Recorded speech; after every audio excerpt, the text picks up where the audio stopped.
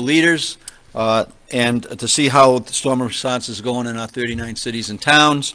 And the municipal response is strong, and I want to thank them for that. It's a team effort. This one team during during an experience like this to make sure that we go out there and do the work. With the roads have been pre-treated, plows are out, and pocket bans are in full effect. And just to repeat yesterday's message in terms of adhering to the parking bans, this is all about safety. The safety of the individuals and the people behind our plows, but also safety in terms of there needs to be a rescue or a fire response or some sort of public safety response.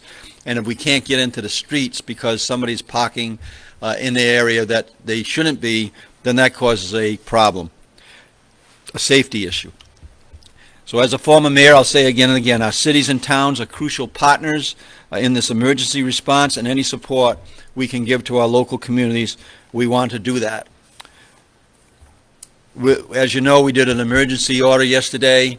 Our congressional leadership, again, I was talking to Senator Reid this morning, Congressman Langevin, and messages into Senator the White House and David Cicilline, but they have put a request into the president through a letter, on the emergency disaster regulation, in terms of declaration. And then also I did talk yesterday to the FEMA director, who has been very supportive in the pandemic response, and let us know that the federal government through FEMA will be very supportive if we actually need to call on them.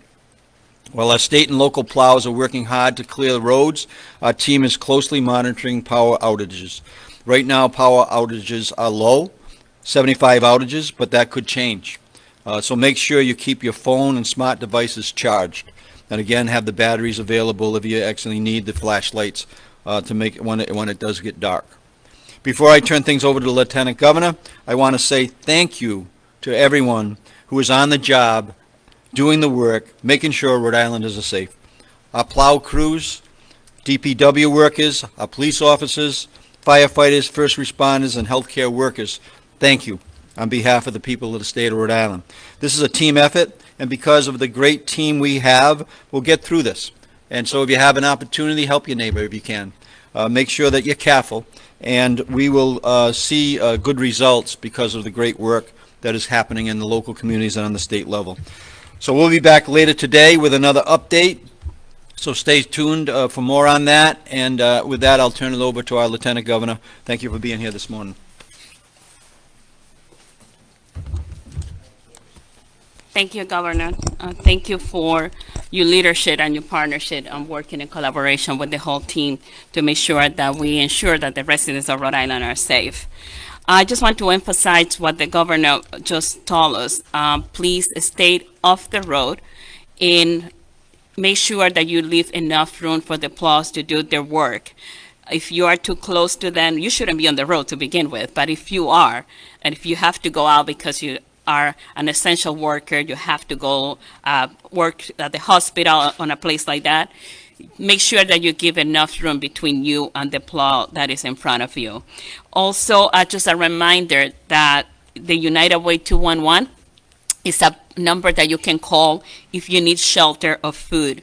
They have volunteers available answering the phone 24/7, so make sure you reach out to the United Way if you need assistance.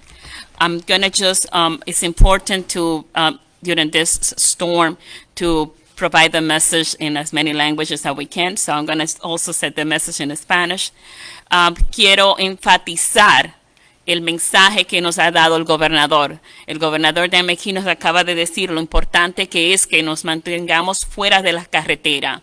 Ahora mismo no es el momento de estar fuera manejando. Nosotros recomendamos que ustedes estén fuera de las carreteras. El gobernador firmó una orden mandando que no debe haber ningún vehículo en las carreteras, al menos que sea un vehículo de emergencia o alguien de servicio esencial.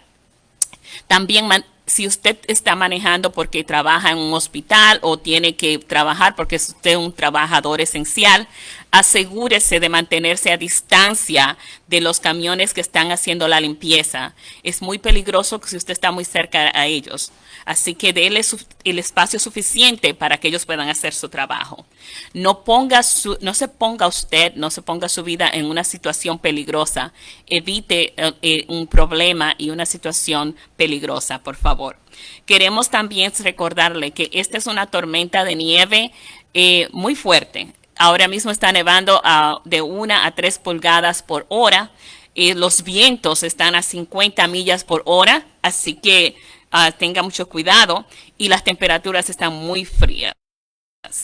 Quiero recordarles también que si usted necesita ayuda para alimento o refugio, por favor llame al número 211 de United Way de Rhode Island. El teléfono es 211 y allí tienen voluntarios disponibles que van a estar contestando el teléfono. Si usted necesita ayuda, ya sea de refugio o de alimento, ellos le pueden ayudar.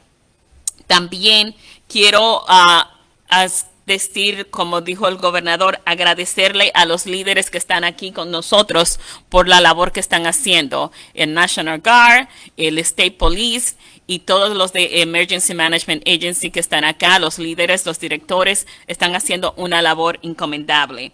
Así que gracias a todos ustedes, los residentes de Rhode Island que están escuchando el mensaje y se están quedando en sus casas. ¿Okay? Muchísimas gracias por eso, porque nos ayudan a mantenerlos a ustedes salvos. So again, I just want to say, as the Governor McKee said, thanks to the leaders that are here, the National Guard, the State Police, the Emergency Management, for everything that they're doing to keep all of us safe. With that, I'm going to turn it back to the Governor for questions. So we're going to use the mic for questions so our viewers at home can hear them, and we'll start here on Channel 10. I can be here, and I'll pass it off if you ask me too complicated a question, but I'll be All right, happy to sounds answer good. if I know what the answer is. Go right ahead. So when we were out in Providence this morning, we got there around, I want to say 4:15, and we were there for hours, and I saw so many cars illegally parked on the streets and kind of defying the parking ban. Do you have any idea how many cars have been towed so far? And if so, if those people are watching, what should they do now? Yeah, so I don't have the number at the moment. I know that Providence is, enforcing the ban. And I would say if you're in Providence and you had your car removed, that you should be talking to the local public officials in terms of that police department. I would say that was probably the best way to get direction. Can I get one more quick question?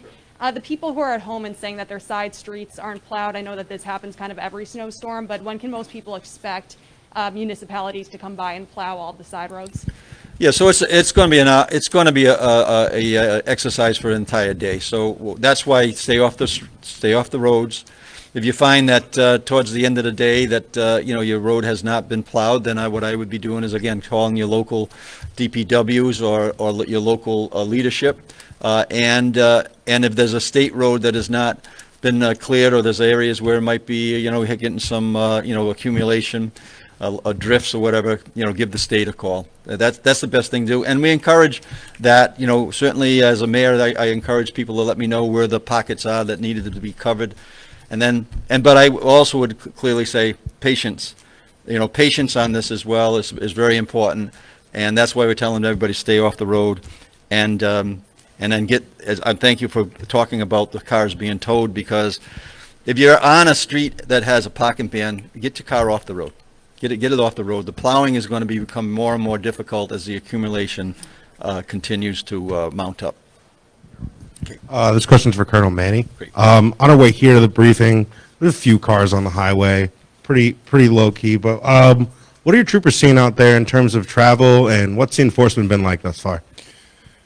As I stated yesterday, we do not put these travel bans in effect lightly. We realize that it creates some hardship for some people, but I'm happy to report that the vast majority of Rhode Islanders are staying off the highways. I drove most parts of the state today, and I only saw a handful of vehicles.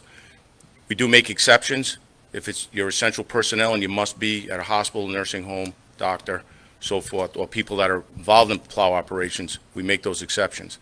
But the highways are fairly light. We have not issued a summons at this point. I'm wondering who the person responsible for weather forecasting or talking about weather forecasting? Anyone? Thank you. Question, what does the state's weather forecasting say in terms, being specific, the regional, national weather forecasters just talk about Rhode Island as if it's one large block of land. What are you seeing in terms of community exposure? Where do you expect to see the heaviest downfall, winds, and of course, everyone's worried about storm surges? So we have two meteorologists in the state that we use. So we have a DOT meteorologist and we have a DEM meteorologist. Right now, the DEM meteorologist is on duty in the EOC right now.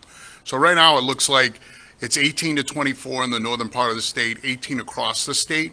And again, as the storm starts to wind up now, we're going to see if those totals change. Our meteorologists are focused just on Rhode Island and providing us the winds look like they're still going to stay that 50 to 60 knots gusting. So we're still going to have this hard driven blown snow until at least 4, maybe a little longer.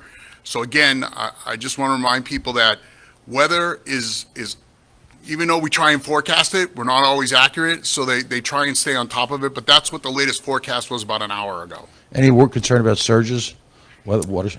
So not right now. The storm, again, because it's a coastal offshore, so there's a mixture of different kind of snows in there. You have lake effect snow as well as the cold coming in. So they're tracking all that as well as I'm sure all the news stations are too. So that's kind of how we're trying to stay on top of it. And we relay that to everybody that's behind me.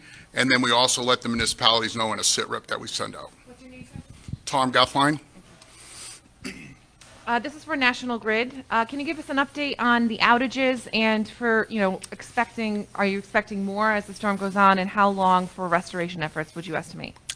No, thank you. So just a follow on from last night, we did stand up our incident command center. It's staffed with just slightly over 1,000 personnel of line and tree crews. And those crews are ready to respond.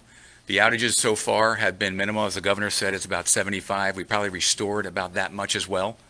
We are planning for a significant event that's going to make it very challenging for restoration really to begin in earnest. So we're really looking to focus on today public safety, looking at responding to emergencies, and really for National Grid to do everything they can to help out the DPW, the DOT, the police and fire to get the roads and infrastructures at a point where we can all move around and really get at restoration in earnest. A day restoration, a couple hours? So right now this is a type 3 event for National Grid, and we plan for roughly a 72-hour event. Right now, the snow totals are dry right now. The winds are along the coast. We're hoping to get it wrapped up a lot sooner than that, but that's our planning horizon. For the DOT director, I'll give him a shot at this. If we could have a situation report, what have you got on the road right now? What are you planning to get on the road? And your crews obviously are probably in about the best position to make an evaluation of conditions. And so what are they seeing and what are they reporting to you?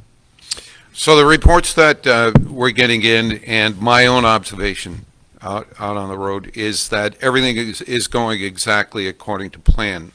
We told you yesterday we would have a full complement of private trucks and our plows out there. We've got about 155 of our plows and about 350 private vendors out there. They were deployed last night as we planned. They stayed out all night last night, pre-treating the roads, and also at this point we've got what we expected, about 4 to 7 inches across the state. They're clearing that. The roads are passable, although, as we said yesterday, the intensities, which you can see it is now picking up along with the wind gusts, is going to create challenges for them. So the observations are also that the general public is cooperating, and so are the trucking industry.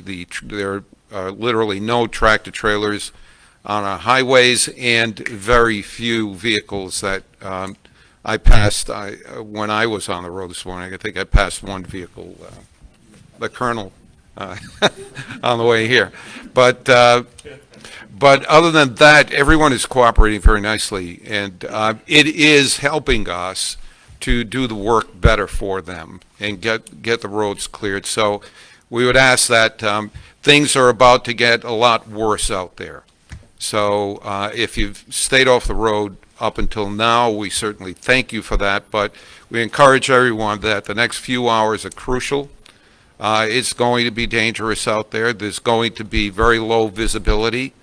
There are whiteout conditionings happening out there right now. So if you don't absolutely need to, stay off the road. Our folks are doing what they do. They're going to punch through the other side of this. We told you yesterday our plan, and that plan is in full effect, and it's working. So we're going to stay with it. We're going to take two more. Hi, this is for RIMA.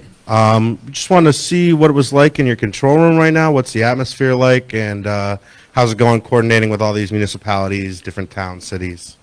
So as the governor said, he had a call to municipalities earlier. We've been activated in the State Emergency Operations Center from about 6 a.m.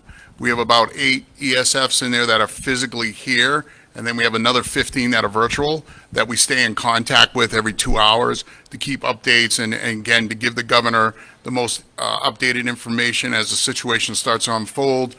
We also have a representative from the National Guard in there if we need any of that assistance. So everything right now is going very well, as best we can with a snowstorm, and we're staying in contact with the locals because that's where everything really starts, is at the local level.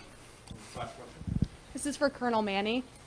So Rhode Island obviously has the full vehicle ban in place right now, but Massachusetts and Connecticut are only banning tractor trailers. Are we doing anything to prevent cars from crossing state lines into Rhode Island? We have double the complement of state troopers on our highways right now. I can't emphasize enough, you have to stay off the highways. As the director of DOT stated, there are whiteout conditions. I drove through them, I witnessed it.